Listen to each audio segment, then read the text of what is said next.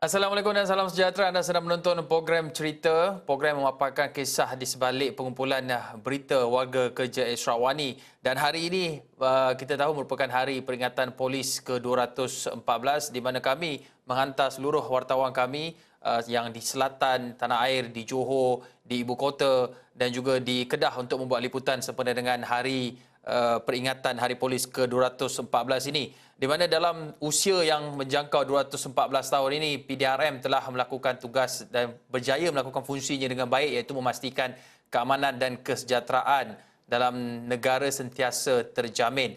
Dan dalam kita bercakap mengenai PDRM ini, sepanjang tempoh 214 tahun ini, mereka telah pun melalui beberapa siri transformasi dan pembaharuan dari masa ke semasa untuk pastikan PDRM kekal relevan dan mengikut peredaran zaman. Contohnya, dulu tak ada unit siasatan cyber dan multimedia dan juga unit siasatan cyber seksual kanak-kanak, tetapi kini sudah ada. Tetapi dalam kita bercakap mengenai unit-unit baru yang ditubuhkan agar PDRM kekal relevan sepanjang zaman, ada satu unit yang istimewa, iaitu unit Senoi Prague Pasukan Gerakan ARM PJA. Dan mereka ini tidak gentar dengan sebarang ancaman, malah dikatakan berkemahiran dalam ilmu hutan. Dan wartawan kami di Kedah, Adi Sufian Zulkifli, ada membuat laporan khas di sebalik laporan-laporan yang dihantar apa yang berlaku pagi tadi. Beliau juga sempat membuat laporan khas mengenai unit Senoi Prague ini. Tapi kita nak memahaminya, kita nak faham bagaimana unit Senoi Prague ni mendapat reputasinya. Kita nak bersama dengan Adi. Adi, Ya, saya yakin. Adi, siapa sebenarnya unit Senoi Prague ni? Okey, Ken. Pertama, saya ingin mengucapkan selamat Hari Polis kepada Polis Kontingen Kedah dan seluruh negara AM-nya. Dan sebenarnya Senoi Prague ataupun istilah dalam bahasa kita adalah orang perang. Iaitu Senoi Prague adalah satu maksud, orang kata, nama khas daripada orang asli sendiri, iaitu Senoi Prague ini terdiri daripada majoritinya, Ken. Mereka ini adalah suku kaum Khmer dan Semai. Dan mereka ini dibawa masuk ke dalam anggota unit PDRM sekitar tahun 60-an dahulu. Dan mereka ini adalah suku kaum orang asli yang memang kita kagum, Hakim. Di mana kelebihan, ketangkasan mereka, kecekapan mereka di dalam hutan. Dan malah apa yang mengagumkan, mereka ini tahu selok-belok hutan. Dan paling mengagumkan di mana ada di antara sejarah yang tertulis di mana Senoi Prague ini pernah kembali ke Malaysia, ya kan, sebenarnya kembali ke Malaysia selepas satu misi Malbat pada tahun 60-an dahulu, di mana mereka ini berjalan kaki daripada Vietnam sehingga ke Malaysia. Dan inilah antara kelebihan ataupun keunikan, keistimewaan yang terdapat pada Senoi Prague ini. Dan mereka ini memang tak dapat dinafikan. Kalau bahasa orang Kedah, dia panggil keras kepala. Kan? Di mana diorang ni tak makan saman. Okay. Diorang tak ada tolak ansur, tak ada kompromi. Kalau terbukti bahawasanya benda itu salah, adalah salah. Dia tak boleh dibetulkan lagi. Diorang adalah orang yang betul-betul integriti, sangat tinggi, Hakim. Ya, Hakim. Itu antara ciri-ciri yang memang sewajarnya ada dalam setiap pasukan keselamatan. Tetapi Adi, melihat kepada keistimewaan mereka ini dengan kemahiran yang tinggi ini, kita tanya sebenarnya bagaimana bentuk latihan mereka. Dan kalau polis biasa, kita nampak anggota polis biasa ni kita senang nampak di luar sana dengan pakaian seragamnya, dengan latihannya. Tetapi bagi unit Senoi Prague ini, adakah mereka mempunyai latihan yang khusus, spesifik, dan mungkin apa yang mereka makan sebenarnya ni, Adi? Okey. Sebenarnya latihan asas seperti biasa, seperti mana anggota polis yang lain. Di mana kelebihan mereka ini, di mana ada extra training. Extra training ini di mana apabila mereka kembali di camp di Bido Perak, dan mereka ada latihan intensif tambahan di mana mereka ni akan mengkaji ataupun menyelidiki selok-belok hutan, di mana apa yang kelebihan yang saya difahamkan apabila bercakap dengan mereka, berkongsi pengalaman dengan mereka, di mana mereka ni mampu untuk pegang satu daun ataupun ranting yang jatuh, mereka tahu sebenarnya lokasi itu, tempat itu ditinggalkan ataupun dicacaki berapa lama. Itu antara kelebihan mereka. Latihan mereka sangat-sangat keras, Hakim. Sebenarnya kalau kita nak ikut dengan fizikal kita, mungkin kita tak terjangka. Di mana mereka mampu untuk berjalan kaki sejauh lebih 20 km tanpa henti. Itu kelebihan mereka. Dan mereka ini antara orang yang tidak pernah mengenal arti lelah. Di mana setiap latihan yang diberikan oleh komander, mereka akan mengikutnya.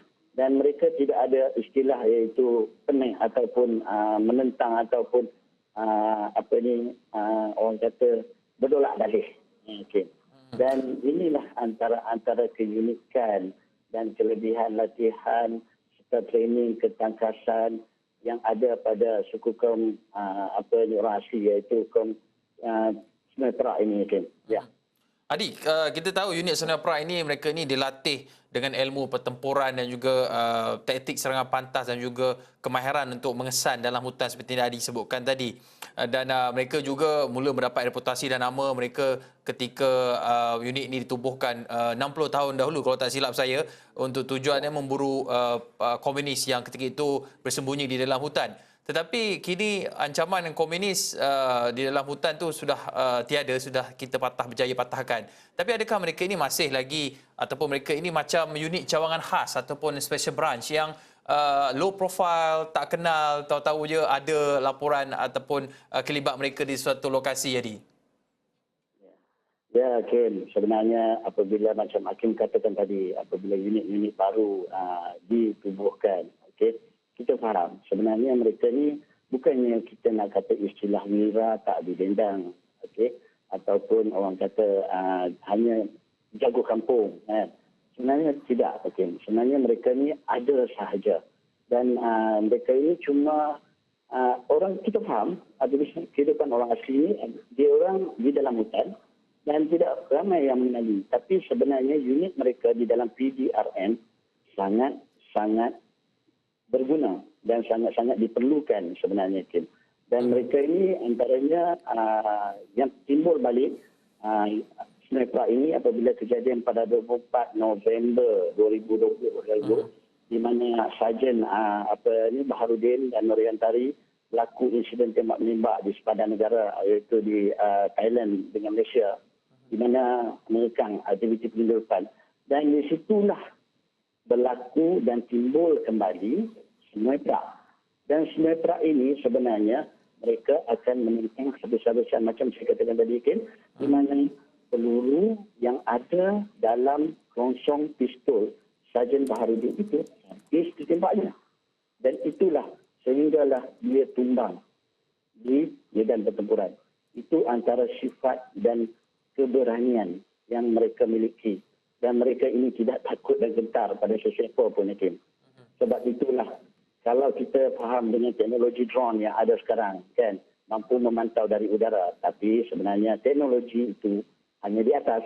Tapi kepakaran yang dimiliki oleh mereka tak ada tolak bandingnya. Dan tiada dijual beli, Hakim.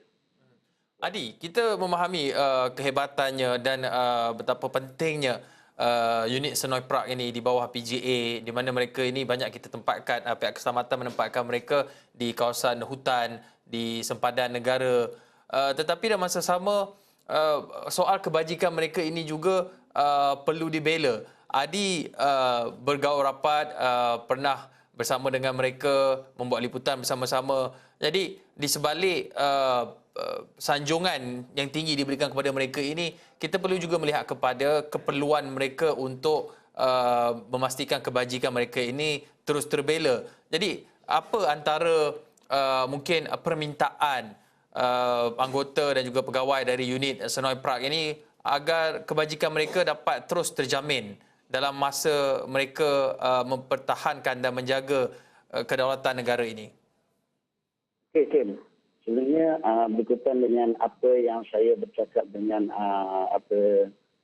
komandan iaitu Tuan Rosman, seperti Jenderal Rosman sendiri, beliau ada menyatakan beberapa perkara tentang orang asli ini, maksud dia dari segi kebajikan mereka, kan, apa orang cakap dari segi pendidikan terutamanya anak-anak mereka, dan PDRM sebenarnya tidak meninggal atau meminggirkan mereka sebenarnya. Dan mereka ini, jika kalau kita tengok di camp, saya pernah ke camp Batalion 3 di Midore, dan camp mereka cukup lengkap, kan, dengan ada kelebihan safety yang kita ada, sedia ada di luar ni, kan, dengan sekolahnya mereka, dan mereka pun anak-anak orang asli ini bukanlah orang kata ditinggalkan.